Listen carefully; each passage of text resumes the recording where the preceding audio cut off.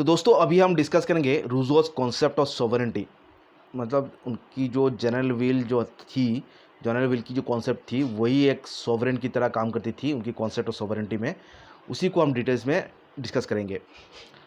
From the above it is also clear that Rousseau's conception of sovereignty is different from both Hobbes and Locke. अभी देखिए, Rousseau की जो concept of sovereignty थी वो जो hob की जो विचार थी, थॉमस हॉब की या जॉन लॉक की जो सोवरेंटी की जो विचार थी वो अलग थी।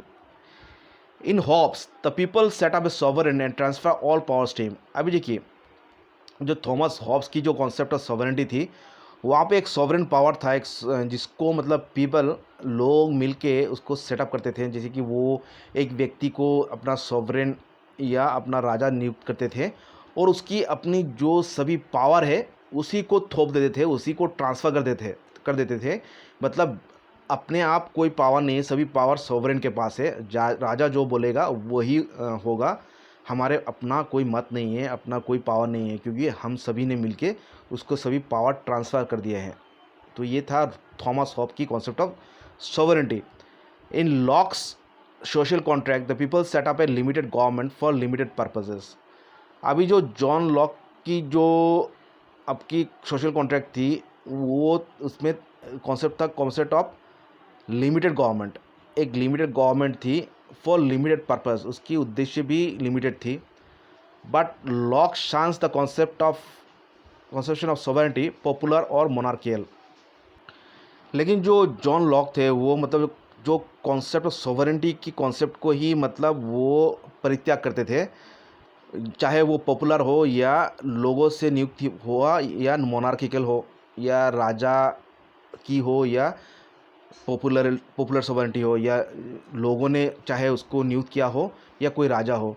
As symbol of political absolutism, वो कहते थे कि जो सोवरेंटी है पॉपुलर हो या मोनार्किकल हो वो मतलब एक उदाहरण है political absolutism.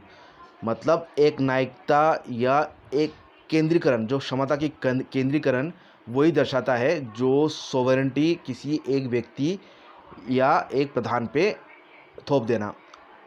Rousseau's sovereign, on the other hand, is the people constituted as a political community through social contract। लेकिन ये थॉमस हॉब्स और जॉन लॉक की जो सोवरेंटी थी उससे परे होके मतलब रूजो की जो सोवरेंटी की जो कॉन्सेप्ट थी वो मतलब मनुष्य ही, लोग ही उनके हिसाब से सोवरेन है। उनके पास ही जो अल्टीमेट पावर है लोगों के पास ही है। मतलब people are the sovereign constitute as a political community. और जो लोग सोवरेन, लोगों की जो समूह की जो जनरल विल है वो एक सोवरेन है और वो कंस्टिट्यूट करता है एज ए पॉलिटिकल कम्युनिटी। मतलब लोग एक as a political community behave करते हैं थ्रू सोशल कॉन्ट्रैक्ट। और वो सोशल कॉन्ट्रैक्ट के तहत जो पॉपुलर सोवरेंटी जो नियुक्त होती है उसी को वो सोवरेन मानते हैं। मतलब जो पॉपुलर विल, जो जनरल विल से कॉन्सेंसस से जो राजा या सोवरेन जो नियुक्त होगा वही सोवरेन है और वो थ्रू पॉपुलर विल या थ्रू सोशल कॉन्ट्रैक्ट नियुक्त होगा। Unlike nearly all other major political thinkers, Rousseau considers sovereignty of the people inalienable and indivisible। अभी देखिए, जो तरह के दूसरे जो पॉलिटिकल थिंकर्स थे, रूजो ये मानते थे, उनसे हट के रूजो ये मानते थे कि जो सोवरेंटी ऑफ द पीपल है, लोगों की जो सोवरेंटी है उसको ना ही मतलब लोगों से अलग किया जा सकता है, ना कि उसमें डिवीज़न किया जा सकता है। सोवरेन एक ही होगा और वो लोगों से हटाया नहीं जा सकता। People and sovereignty are alienable, मतलब उनको सेपरेट नहीं किया जा सकता। The people cannot give away or transfer to any person or body the ultimate right of self government। और कोई भी व्यक्ति मतलब ये अपना जो क्षमता है या विल है उसको किसी को दे नहीं सकता या ट्रांसफ़र नहीं कर सकता किसी और को, कोई पर्सन या बॉडी को। उनकी जो राइट ऑफ सेल्फ गवर्नमेंट है, उनकी जो अल्टीमेट राइट है, जो एक व्यक्ति अपने आप को सुचारू रूप से चलाएगा, जो सेल्फ गवर्नमेंट की जो क्षमता है वो किसी व्यक्ति या किसी संस्थान को वो दे नहीं सकता। और डिसाइडिंग देयर ओन डेस्टिनी, और किसी को ये अधिकार नहीं दे सकता कि उसकी ओर से वो उसकी भाग्य निर्धारित करे। मतलब व्यक्ति अपने आप ही अपने आप का गवर्नमेंट है, सरकार है, और अपना भाग्य खुद ही निर्धारित करता है, और ये अधिकार उससे कोई भी छीन नहीं सकता या उससे हटाया नहीं जा सकता। Whereas Hobbes sets up a ruler as sovereign, Rousseau draws a sharp distinction between sovereignty, which always and wholly resides in the people, and government, which is but a temporary agent. अभी देखिए, Hobbs के हिसाब से एक राजा या एक ruler एक sovereign है, और उसके पास लोगों की सभी अधिकार नियुक्त होती है, और उसी के हिसाब से लोगों को चलना है।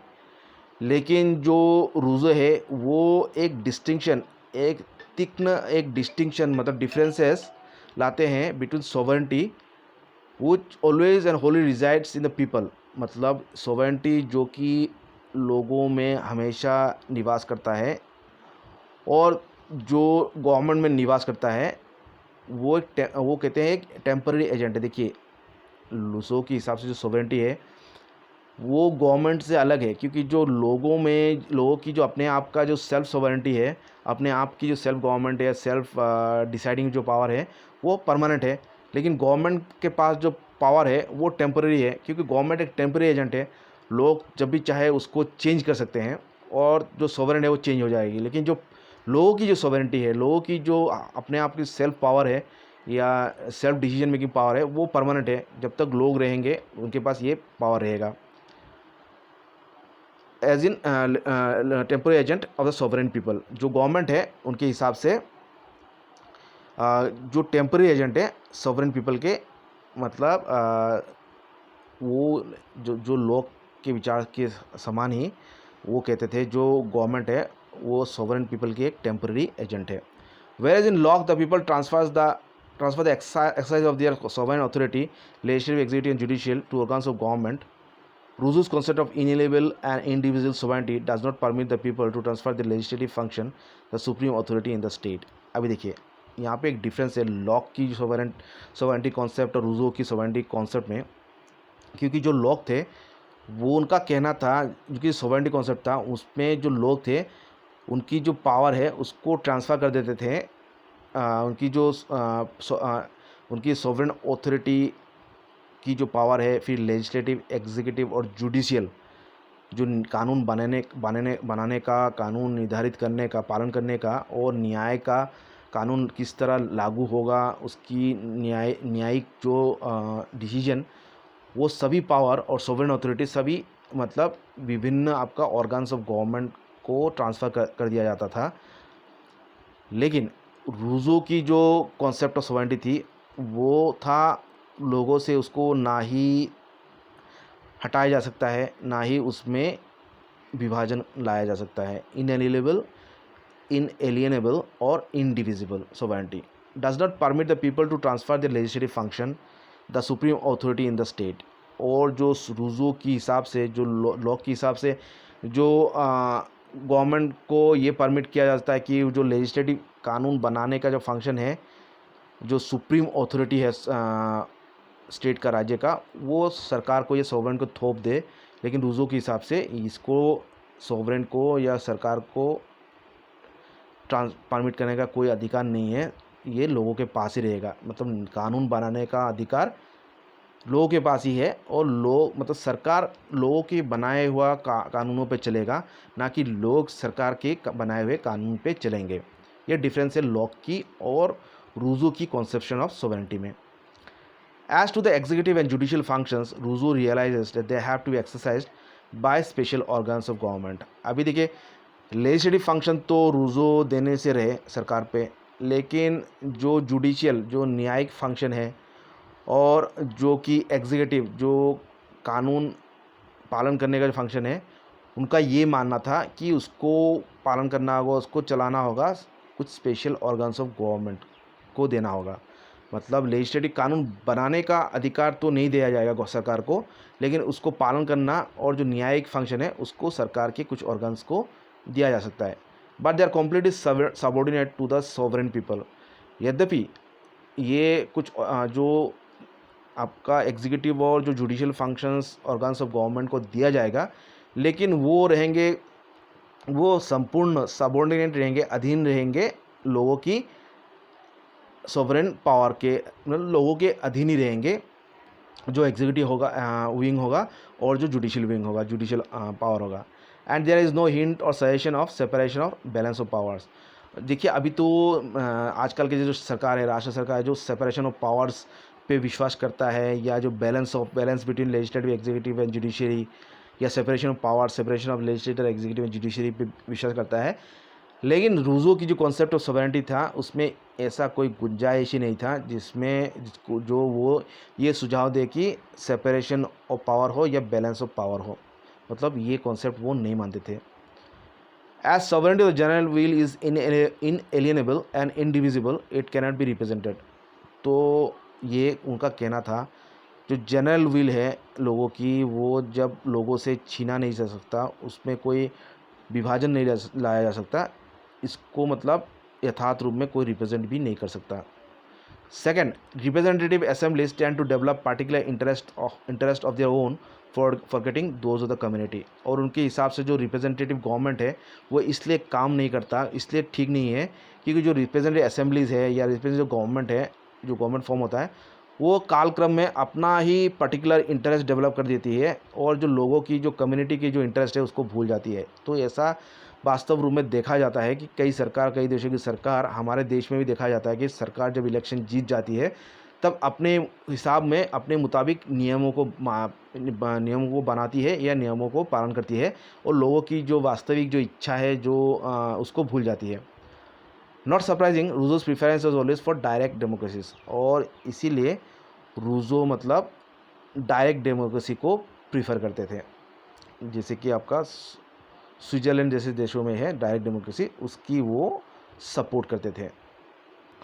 ऑफ स्विस सिटी रिपब्लिक दो सच प्रिफरेंस वाज एनाक्रोनिस्टिक, यद्यपि उनकी जो ये प्रिफरेंस थी उस समय की समाज के हिसाब से आउटडेटेड कॉन्सेप्ट थी, फिर भी वो उसकी मतलब सपोर्ट करते थे कि डायरेक्ट डेमोक्रेसी की वो सपोर्ट करते थे। When modern nation states were emerging, nor can the general will be delegated in any way whatever। और ये सोचते थे कि जो जनरल विल है वो किसी एक व्यक्ति या एक संस्थान को मतलब दिया नहीं जा सकता, मतलब उसको, यद्यपि ये पावर दिया जा सकता है कि वो जनरल विल के हिसाब से काम करे, लेकिन ये जो पावर है वो अल्टीमेटली लोगों पे ही रहेगा, किसी एक व्यक्ति या संस्थान को दिया नहीं जा सकता या ट्रांसफ़र किया नहीं जा सकता। Any attempt to delegate will means its end, और किसी भी अटेम्प्ट, इसको जो जनरल विल को किसी व्यक्ति या संस्थान को अगर ट्रांसफ़र किया जाए, इसका मतलब ये होगा कि जनरल विल की एंड होगा, उसका खात्मा होगा, उसकी फिनिशिंग होगा, उसकी अंत हो जाएगा। As is said, the moment there is a master there is no longer a sovereign, it is only the voice of people that is the voice of God. और ये इंपॉर्टेंट, एक बहुत ही इंपॉर्टेंट एक फैक्ट वो quotation करते हैं, जो कि द मोमेंट जब भी कोई भी एक मालिक बन जाएगा, there is a master there is no longer a sovereign, तभी मतलब सोवरेन ख़त्म हो जाएगा, मतलब सोवरेनिटी तभी ख़त्म हो जाएगा जब भी लोग किसी एक को मास्टर बना देंगे, अपना नायक बना देंगे, क्योंकि वो मानते थे it is only the voice of people, लोगों की जो आवाज़ है, लोगों की जो मत है, पब्लिक की जो आवाज़ है, वो is the voice of God, वो भगवान की आवाज़ है।